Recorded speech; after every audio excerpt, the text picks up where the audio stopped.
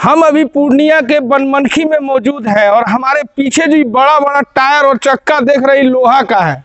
अब लोहा का क्यों है ये तो हम नहीं जानते हैं, लेकिन हम हैं चीनी मिल में और मन कर रहा है ना कि नीतीश कुमार को एगो लालच वाला चिट्ठी लिख दें, लेकिन क्या करें, मजबूरी है, लिखिए नहीं सकते। अगर लिखियो देंगे ना तो कोई उठाने वाला नहीं है, कोई सुनने वाला नहीं है। क्यों है कारण हम बता देते हैं। 1967 में ही मिल बना। हम कैमरा पर्सन को बोलेंगे थोड़ा घुमा के दिखा दीजिए, आवाजवा गूंजता होगा, क्षमा चाहेंगे हमारे दर्शकों से। देख लीजिए एकदम बढ़िया से देखिएगा। ये कहा गो रड हमको लगता है कि 10,000, 20,000, 50,000 में तो बिकिए जाना चाहिए। अगर नीतीश बाबू नहीं चलाएंगे तो कम से कम काट काट के बेच दीजिएगा ना।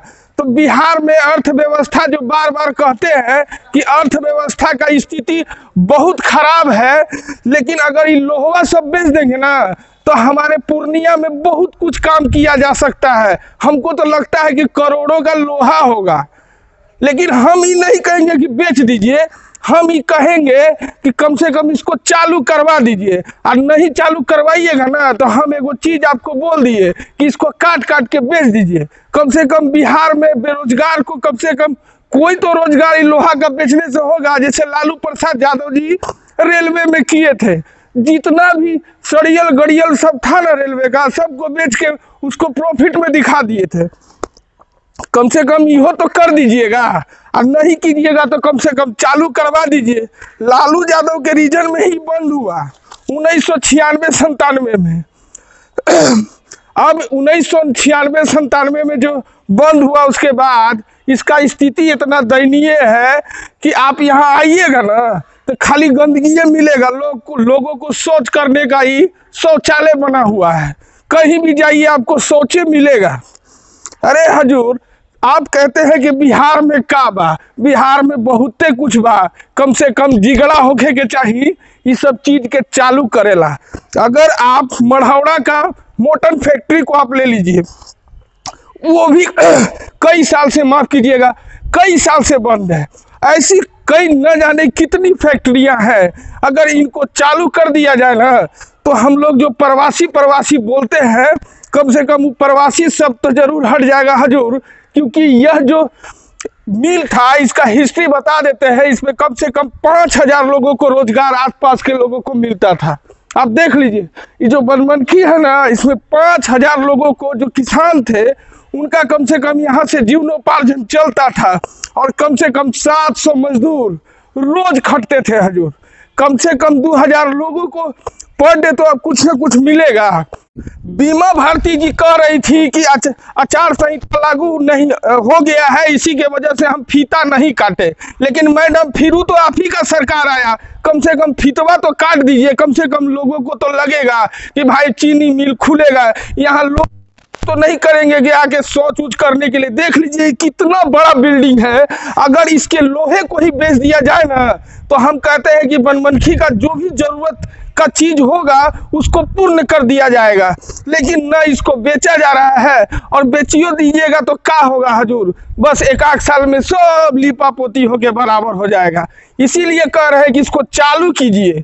चालू कीजिएगा ना तो जो अभी आप देख रहे थे कि दिल्ली से, पंजाब से जो हमारे बिहारी, जिसको प्रवासी भारतीय नहीं प्रवासी बिहारी कहा जा रहा था, वो कम से कम वो शब्द तो हट जाएगा। हम लोग बाहर में जो बिहारी का गाली सुनते हैं ना, वो कम से कम लोग नहीं कहेंगे ना। अगर ये टाइप का जितना भी बिहार में मिल है, अगर इसको चालू कर दिया जाए ना हजूर, तो बेरोजगारी के साथ साथ हम लोग को बहुत कुछ सस्ता मिल सकता है।